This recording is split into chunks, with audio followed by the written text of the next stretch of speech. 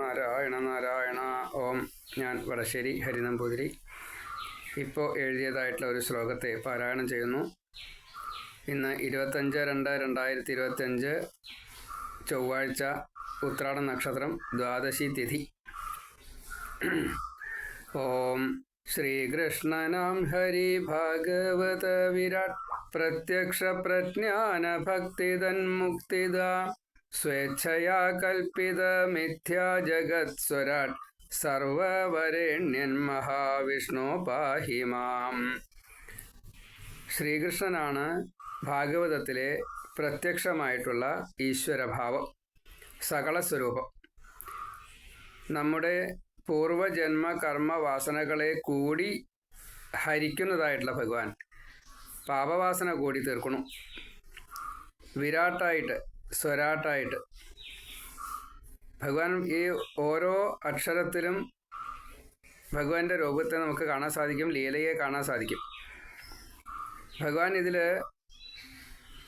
ഈ കഥകളെ സകലസ്വരൂപനായിട്ട് പല പല രൂപത്തിൽ വന്ന് പല ഭക്തന്മാരെ ഒരേപോലെ അനുഭവിപ്പിച്ച് മുക്തി കൊടുക്കുകയാണ് ചെയ്യുന്നത്.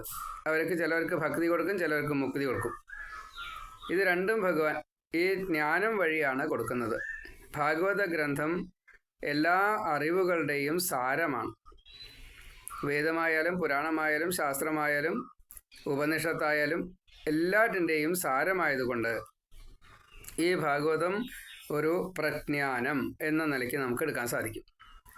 ജ്ഞാനതനാണ്, ഭക്തിതനാണ്, മുക്തിതനാണ്. ആ ഭഗവാൻ തൻ്റെ സ്വന്തം ഇച്ഛ സ്വീകരിച്ചുകൊണ്ട് ജഗത്തിനെ സൃഷ്ടിച്ചു. അതിൽ ഭക്തന്മാരെ അനുഗ്രഹിക്കാൻ വേണ്ടിയിട്ട് സകല സ്വരൂപത്തെ സൃഷ്ടിച്ചു. ഇത് മുഴുവൻ ഭഗവാൻ അവതരിച്ചു. അവതാരമില്ല, സ്വതേ കർമ്മമില്ല, ജന്മമില്ല, എന്നിട്ടും അവതരിച്ചു, കർമ്മങ്ങളൊക്കെ ചെയ്തു. ഇത് തോന്നിച്ചു കഴിഞ്ഞപ്പോൾ ഇതാണ് സത്യം എന്ന് നമ്മുടെ ബോധമണ്ഡലത്തിൽ ഈ പ്രപഞ്ചാംശമായിട്ടുള്ള ശരീരം ആ ദേഹത്തിൽ ഇരുന്നു കൊണ്ട്, സാക്ഷിയായിട്ടിരുന്നു കൊണ്ടെല്ലാം കാണുകയും ചെയ്യുന്നു. ബ്രഹ്മാംശമായിട്ടുള്ള ഈ ജീവൻ അതിനെ സ്വന്തം എന്ന് കരുതുകയും ചെയ്യുന്നു. ഉണ്ട് എന്ന്, സത്യം എന്ന് കണക്കാക്കുകയും ചെയ്യുന്നു. ഇങ്ങനെ തോന്നിപ്പിക്കുന്നതായിട്ടുള്ള ഇത് വൈരുദ്ധ്യമാണ്. സ്വതേ മിഥ്യയാണ്, എന്നിട്ടും സത്യമാണ് എന്ന് തോന്നിക്കണം. ഈ വൈരുദ്ധ്യത്തെ ഭഗവാനല്ലാതെ കണ്ട വേറൊരാൾക്ക് ഇങ്ങനെ ചെയ്യാൻ സാധിക്കുക? ആ ഭഗവാനെയല്ലേ ഇവിടെ ഉള്ളതെല്ലാം ആശ്രയിക്കണം എന്ന് നമുക്ക് തോന്നുന്നത്. അതേ ഭഗവാൻ തന്നെയല്ലേ ഇവിടെയുള്ളതൊന്നും വേണ്ട എന്ന് തോന്നിപ്പിക്കുന്നതും.